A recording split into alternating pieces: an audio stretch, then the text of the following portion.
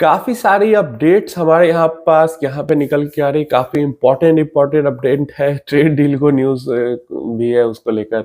सबसे पहली अपडेट इनके बारे में है, हेमंत गई साहब के बारे में। एंड कुछ दिन पहले आपने सुना होगा कि इनके ऊपर एलिगेशन लगा था कि इन्होंने फ्रंट रनिंग की है। ये सीएनबीसी आवाज़ के लिए एंकर का काम कर रहे थे, वही जो बैठ के ये स्टॉक मतलब बुलाते हैं एक्सपर्ट्स को और ये स्टॉक बाई करो, ये स्टॉक सेल करो, जो होता है न्यूज चैनल्स पे बैठ के, तो वो ये करते थे। एंड फ्रंट रनिंग करते थे, लोगों के को बताने से पहले वो स्टॉक खरीद लेते थे और लोगों को बताने के बाद जब प्राइस बढ़ जाता था तो बेच लेते थे। तो ये चीज ये कर रहे थे। तो अभी न्यूज निकल के आ रही है कि इन्होंने 1.46 करोड़, ऑलमोस्ट 1.5 करोड़ रुपए का सेटलमेंट अप्रूव कर लिया है। सेबी ने की तरफ से इनको आया था सारा कैलकुलेशन करके कि इतना आपने घपलेबाजी की है तो आप इतना आप दे के आप सेटलमेंट कर लो। अप्रूव कर लिया इन्होंने। ये इंडिविजुअल थे, इंडिविजुअल पर्सनालिटी है, कोई इनके कंपनी पे असर भी नहीं पड़ रहा कि कंपनी पे असर पड़ रहा है, इनका कोई म्यूचुअल फंड कंपनी या कुछ है उसकी इमेज खराब हो रही, जल्दी केस रफा दफा करना है, ऐसा कुछ नहीं। ये तो सिंगल आदमी थे, इंडिविजुअल आदमी थे। ये चाहते तो केस लड़ के, अगर ये शरीफ थे, इन्होंने कुछ गलत नहीं किया था तो जीत सकते थे, लेकिन इन्होंने 1.5 करोड़ रुपए देना उचित समझा, जबकि ये इंडिविजुअल है, कोई इनकी किसी कंपनी का कोई नुकसान नहीं हो रहा है इनके इस इमेज के कारण, और लोग भूल भी चुके थे धीरे धीरे, लेकिन इन्होंने 1.5 करोड़ का प्रपोजल एक्सेप्ट कर लिया। तो डेफिनेटली आप समझ लो कि न्यूज एंकर्स जो हैं वो टीवी पे बैठकर क्या कर रहे हैं। इससे पहले हसीन के हसीन शेर जो हसीन सपने दिखाते थे उनके भी यही कुछ हाल हुए थे, अब इनका भी यही कुछ हाल हुआ है। तो टीवी एंकर्स से जरा बच के रहना। नेक्स्ट इंपॉर्टेंट न्यूज आ रही है हमारे पास ज़ीरोधा के फाउंडर नितिन कामत जी की तरफ से।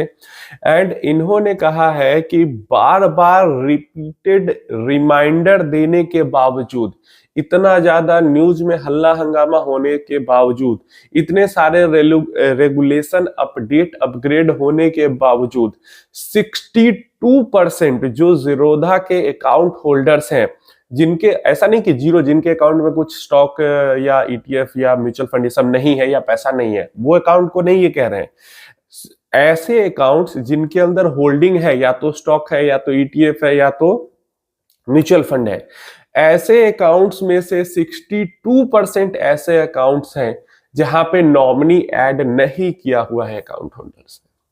बहुत बड़ी बात है। मतलब देश के एक बड़े ब्रोकर जिसका इतना बड़ा क्लाइंट बेस है, वो कह रहा है कि 60% से ज्यादा जो इन्वेस्टर है हमारे पास, उन्होंने तो नॉमिनी ऐड ही नहीं कर रखा है। तो ये बहुत गलत बात है। अगर आपने भी नॉमिनी नहीं ऐड कर रखा है तो जरूर नॉमिनी ऐड करें। मतलब 1 लाख करोड़ से ज्यादा रुपया पड़ा हुआ है बैंक्स के पास, फाइनेंशियल सर्विसेज वाली कंपनीज के पास, ऐसे ही पड़ा हुआ है, कोई उसको क्लेम करने वाला नहीं है। तो आप लोग ऐसी गलती ना करें। आप इन्वेस्टमेंट ही इसी के लिए कर रहे हो, अपना फ्यूचर सिक्योर करने के लिए, अपने फैमिली का फ्यूचर सिक्योर करने के लिए, और पता चला कल आप नहीं रहे और फैमिली वालों को पता ही नहीं कि आपने इतना पैसा उनके लिए छोड़ के रखा हुआ है। तो इसलिए नॉमिनी जरूर से ऐड करें, और नॉमिनी जिसको ऐड कर रहे हो उसको बता के रखो कि यहाँ पे इन्वेस्टमेंट है और आपका नाम मैंने नॉमिनी में ऐड कर रखा है, मैं नहीं रहूं कल को तो आप क्लेम करिए, पैसे को निकालिए उसको। तो समझ रहे हो, आधे से ज्यादा लोग ने नॉमिनी ऐड ही नहीं कर रखा।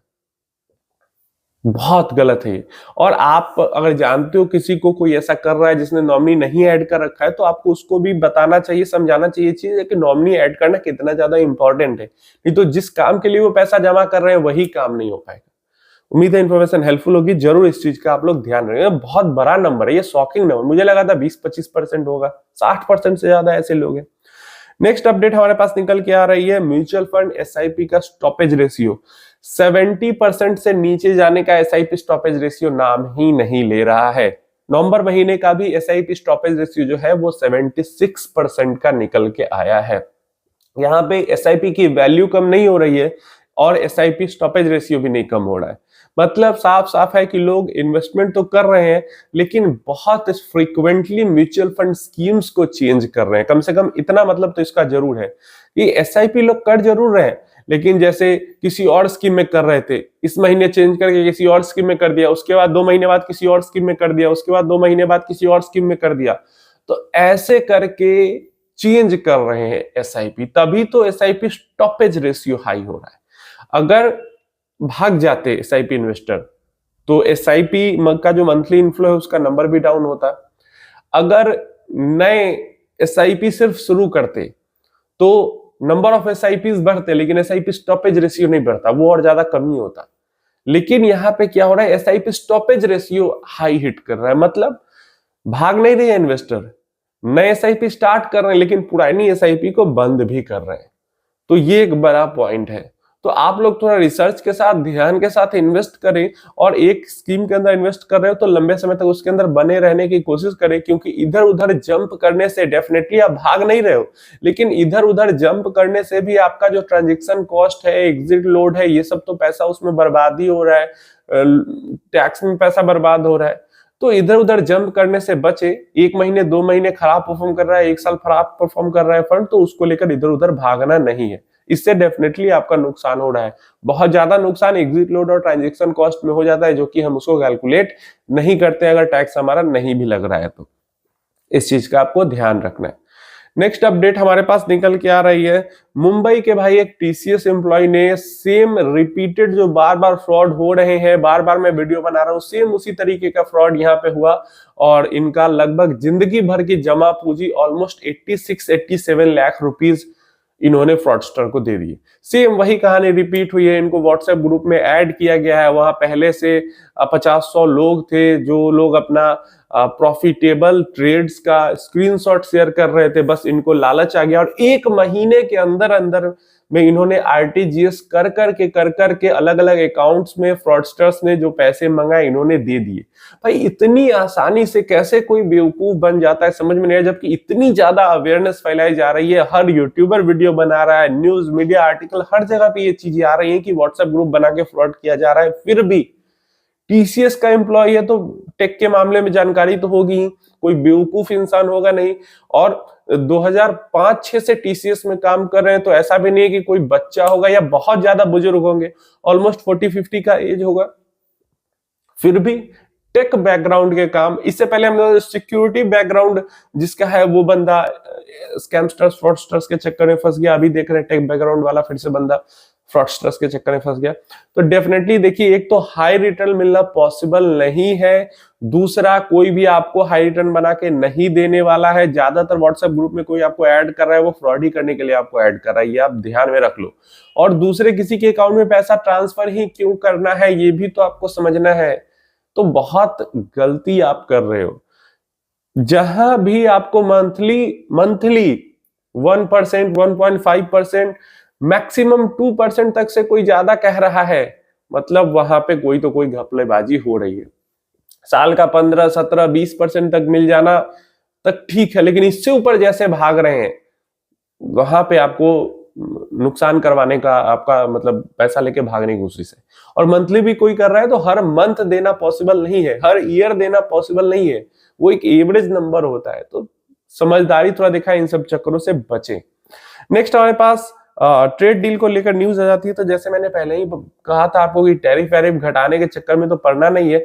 तो यहाँ पे 2-3 काफी इंपॉर्टेंट सोर्सेज से न्यूज आ रही है, द हिंदू ने भी इसको रिपोर्ट किया, काफी सारे मीडिया हाउसेस रिपोर्ट कर रहे हैं कि यहाँ पे जो बातचीत हुई है, डेफिनेटली इंडिया कह रहा है कि काफी सारे सेक्टर्स हैं उस पे आप टैरिफ हटाइए, और इंडिया जो है एग्रीकल्चर को अपने ओपन नहीं कर रहा है। पहले सुनने में आया था एग्रीकल्चर भी ओपन होगा, लेकिन एग्रीकल्चर सेक्टर को ओपन नहीं कर रहा है। एंड यहाँ पे इंडिया ने अभी फाइनल प्रपोजल दिया है कि बाकी सारी चीजों को लेकर उन्होंने दिया है, लेकिन उस पर फोकस नहीं है इंडिया का।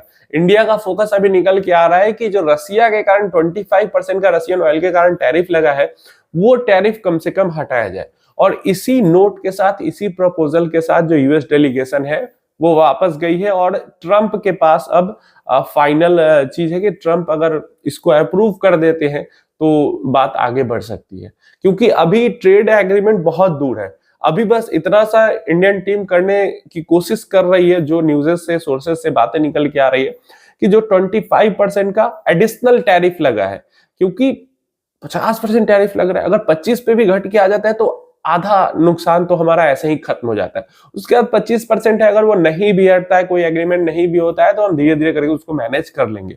लेकिन 50% का टैरिफ है वो बहुत ज्यादा हाई हो जाता है। तो इसके कारण जो अभी जो मीटिंग हुई है, इंडिया के तरफ से उसका मेन फोकस यही था कि जो एक्स्ट्रा पेनल्टी टैरिफ लगा हुआ है उसको हम कैसे ना कैसे हटवाएं, रेसिप्रोकल टैरिफ देखा जाएगा बाद में, सीधा सीधा ये बात है। और यही ऑफर लेके गए हैं अमेरिका वाले वहां पे, और वहां पे फिर वो लोग अपना इंटरनल बातचीत करेंगे ट्रम्प के साथ, क्या क्या होगा कैसे होगा, और ट्रम्प के जो अलजू पंजू है आसपास वाले उन सबके साथ बातचीत होगी एडमिनिस्ट्रेशन वाले, और देखते हैं क्या होता है। 25% का बस पेनल्टी टैरिफ हट जाता है इंडिया के लिए, उतना ही एक बहुत बड़ा राहत वाला कदम हो जाएगा। असल टैरिफ होने में तो अभी बहुत ज्यादा टाइम लगने वाला है। अगेन एग्रीकल्चर को लेकर थोड़ा सा यहाँ पे देख ही रहे न्यूज बार बार निकल के आ रही है। तो ये सारी अपडेट्स थी जो कि काफी ज्यादा इंपॉर्टेंट है। आप अपनी राय इन सारी चीजों के बारे में नीचे कमेंट बॉक्स में जरूर देना। कोई क्वेश्चन क्वेरी है तो नीचे आप कमेंट बॉक्स में पूछ सकते हो।